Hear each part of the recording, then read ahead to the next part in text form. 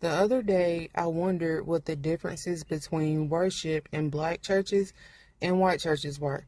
I researched and I saw what I could see.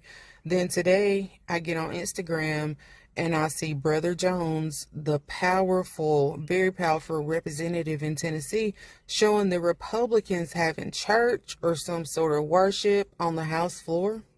Why are these people doing this? There on the House floor. It's very performative because I do not see God anywhere in their legislation. Obviously, separation of church and state is a huge thing. They decided to have a revival during a legislative session where they are pushing their kind of religion and showing their audacity. They are wanting the Ten Commandments to be put in schools and to allow businesses to deny services to same-sex couples. I am very super cool with the Ten Commandments, but not forced on anyone. I am smart enough to know that what I may like or believe may not be for everyone. And by not including other religions to be fair and representative to all children, to all people, is gross and childish and not what Jesus would do. I'm also smart enough to know that what I eat don't make you shit. You understand? So why are these people worried about who is doing what in their personal sexual life? Is suspect to me, because usually the one that is loudly pointing the finger at someone about their sexuality, we need to check their phones and computers and shit, because they're fucking with the children, and not in the way that Trick Daddy did, in the nasty ass way that they did in the Trump Epstein files, allegedly. And as these Republicans support ICE and the illegal, inhumane, ugly ways that they are treating your fellow humans, the Constitution does not say that only American citizens. It says all persons born or naturalized in the United States and subject to the jurisdiction thereof are citizens of the United States and of the state wherein they reside. No state shall make or enforce any law which shall abridge the privileges or immunities of citizens of the United States, nor shall any state deprive any person of life, liberty, or property without due process of law, nor deny any person within its jurisdiction the equal protection of the laws. This is the 14th Amendment Due Process Clause.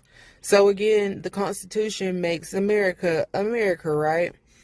I think some of y'all forgot that, but back to the point. Jesus was a brown immigrant. Jesus was a Palestinian who was executed by the state for fighting against exploitation and injustice. And I'm done questioning if the audacious assholes know this. They fucking know. They clearly know. So for all the people who need to hear this shit out loud, here we fucking go. Jesus does not equal white supremacy. That's an oxymoron. Do you know that Mary and Joseph were crossing borders to escape persecution? Mary and Joseph were fleeing the state-sanctioned violence of King Herod the Great, who intended to kill the infant Jesus to eliminate a perceived threat to his power. Acting on a divine warning, Mary and Joseph escaped to Egypt to avoid the massacre of the innocents, where Herod ordered the murder of all male children aged 2 and under in Bethlehem. Did everyone who supports this regime miss Sunday school that day? Did they skip vacation Bible study? What Jesus do you follow if you think this shit is okay? Because there's only one. And I believe people that treat people like this do not know him. Jesus never forced himself on anyone. Behold, I stand at the door and knock. He invites, not demanding or forcing himself on anyone. Last night, I was scrolling the internets and I saw this video clip from the Chris Murphy show where they took a call from a lady. And I wrote down everything she said. It was so moving.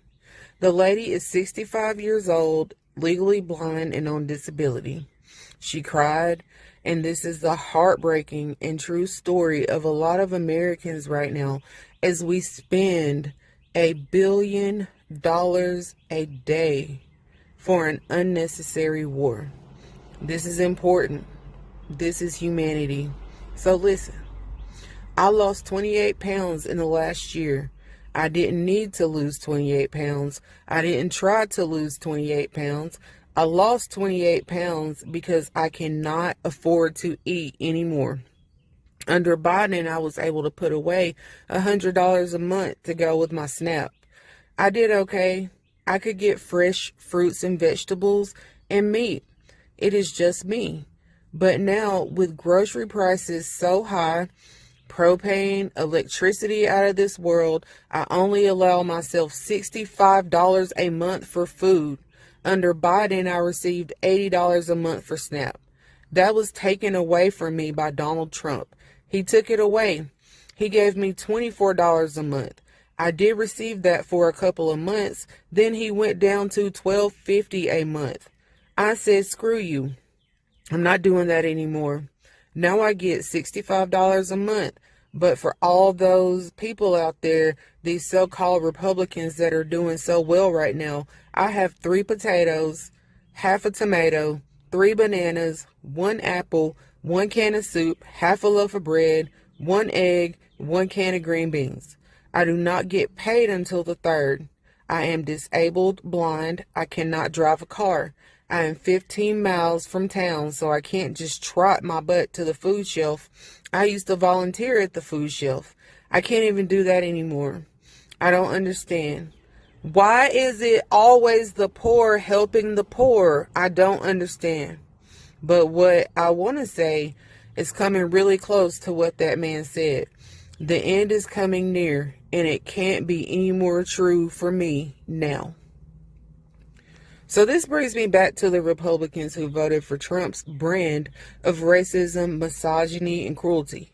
In the black churches that I grew up in, we were taught that Jesus said in Matthew 25:40 that whatever you did for the least of these brothers and sisters of mine, you did for me. This teaching is part of the sheep and the goats parable, and it signifies that serving the marginalized, poor, hungry, sick, or imprisoned is equivalent to serving Jesus himself. The context of this is Jesus describing the final judgment where he separates people based on how they treated the vulnerable, identifying himself directly with them. The least of these refers to those who are overlooked, vulnerable, or in need, including hungry, thirsty, strangers, naked, sick, and imprisoned individuals. So, caring for the vulnerable is considered righteous behavior that is worthy of eternal life, while neglecting them is viewed as neglecting Christ, leading to punishment. Matthew 25:41-46. So, back to the differences in the churches. And the shit makes so much sense to me because it's what you racists show. So, allegedly, we share core Christian beliefs. Black and white American churches often differ in message, focusing on distinct aspects of theology. Black churches more often than not emphasize a message of liberation, social justice, and communal survival against oppression, whereas white churches often prioritize individual salvation, personal piety, and less societal sermons.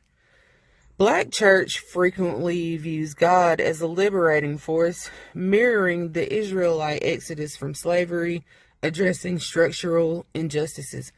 Excuse me.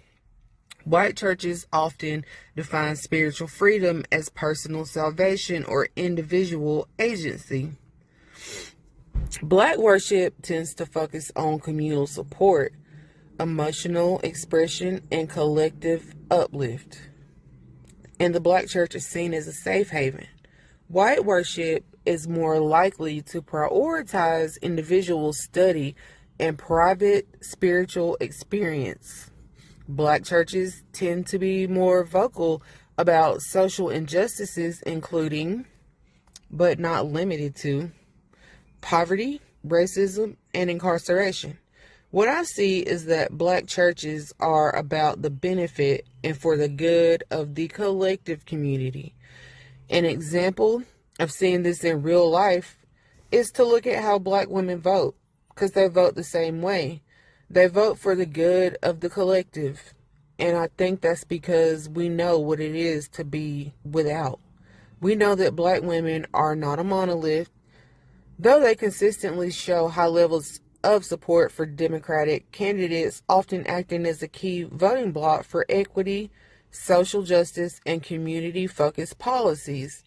Their voting behavior is driven by pragmatic concerns, prioritizing issues like healthcare, racial equity, and reproductive justice, aiming to strengthen democracy, often aligning with a broader, inclusive societal good rather than just individual interests.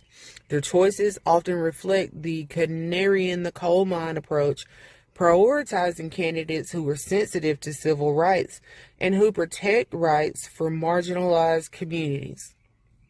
White theology, particularly within Western and evangelical traditions, often interprets spiritual freedom through an individualistic lens, focusing heavily on personal salvation, internal transformation, and individual agency.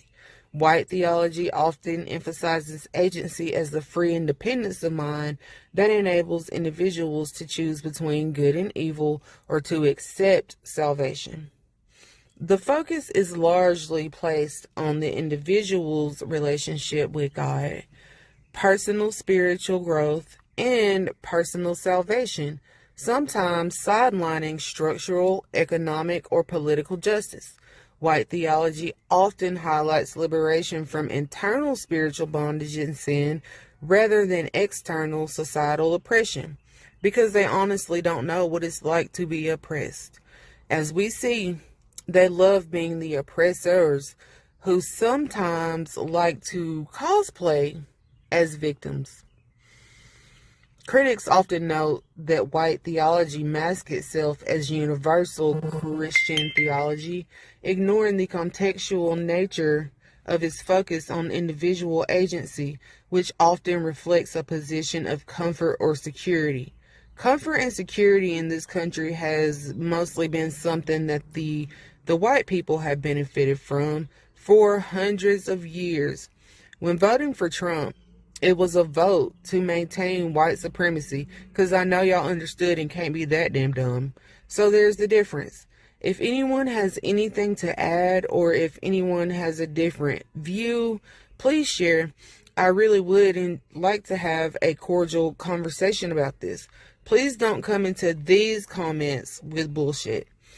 I've seen lots of videos using one of my favorite songs by Lil Jon and the Youngbloods called Damn. I identify with this song on a level that I am not able to explain, but God is moving in my heart, my spirit, and my life. The basic gist of the song is, and it's also the chorus, if you don't give a damn, I don't give a fuck. Don't start no shit, it won't be no shit. This is really my personal mantra, along with the two commandments of Jesus. Commandment number 1 is love the Lord your God with all your heart, soul, and mind. Number 2 is love your neighbor as yourself. It's complicated.